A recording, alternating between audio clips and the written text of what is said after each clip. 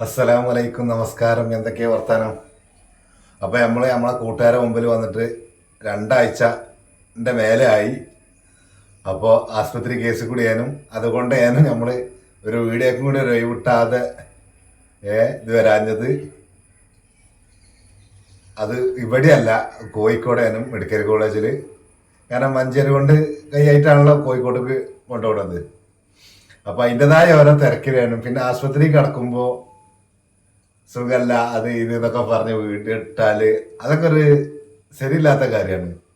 നമ്മളെ കാര്യങ്ങളൊക്കെ റാത്തതിന് ശേഷം നമ്മളെ കൂട്ടുകാരോട് വന്ന് പറയലാണ് ഇതെന്ന് കരുതിയിട്ടാണ്. അപ്പോൾ ഇപ്പോൾ കഴിച്ചിലയക്കണ്, ഇപ്പോൾ റാത്താണ്, ഉസാറയക്കണ്. പിന്നെ ആശുപത്രിക്ക് പോണതിന് മുമ്പ് ഞാൻ നമ്മളെ കൂട്ടുകാരോട് പറഞ്ഞതിനും ഇങ്ങനെ ആശുപത്രി കേസ് കൂടിയാണ്, എല്ലാവരും ദുആ ചെയ്യേണ്ടി. അപ്പോൾ നിങ്ങളെ പ്രാർത്ഥന പ്രകാരം നമ്മളിപ്പോൾ ഇതിന് രക്ഷപ്പെട്ടിരിക്കണ്. ഇവിടെ പെരിന്തൽമണ്ണ അല്ലെങ്കിൽ വലിയ പ്രൈവറ്റിലൊക്കെ കാണിക്കാന്ന് പറഞ്ഞപ്പോൾ മഞ്ചേരിത്തെ ഒരു കാര്യം ഇവിടെ ഡോക്ടർ പറഞ്ഞു, ഇത് നിങ്ങൾ എവിടെ കാണിച്ചാലും ഇത് കോഴിക്കോട് മെഡിക്കൽ കോളേജ് കൊണ്ടേ നിൽക്കുള്ളൂ. പ്രൈവറ്റിൽ അല്ലെങ്കിൽ ഇപ്പോൾ എവിടെ പോയാലും അവിടെ 2 ആഴ്ച കടത്തിയിട്ട് ഒരു ലാസ്റ്റ് വരെ നിങ്ങൾ കോളേജിൽ കൊണ്ടുപോയിക്കോളും. ഇപ്പോൾ ആരോഗ്യമുള്ള സമയമാണ്. അപ്പോൾ ഈ സമയത്ത് തന്നെ നേരത്തെ കാലത്ത് മെഡിക്കൽ കോളേജിൽ എത്തി ഞങ്ങൾക്ക് അത്രയും നേരത്തെ ഇന്ന് കഴിച്ചിലായി പോരാ. മറ്റേത് ആകെ വഷളാവും ചെയ്യും, പിന്നെ കഴിച്ചിലാകുമെന്ന് അത് പറയാനും പറ്റൂല.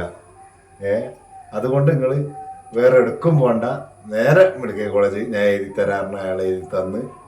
അപ്പോൾ അവിടെ പോയി പുറത്തെ കാര്യങ്ങളൊക്കെ ഓപ്പറേഷനൊക്കെ ഇതൊക്കെ കഴിഞ്ഞ് വാർഡേക്ക് മാറ്റിയപ്പോൾ ഇന്നലെ നമ്മളോട് പോകുന്നതാണ്.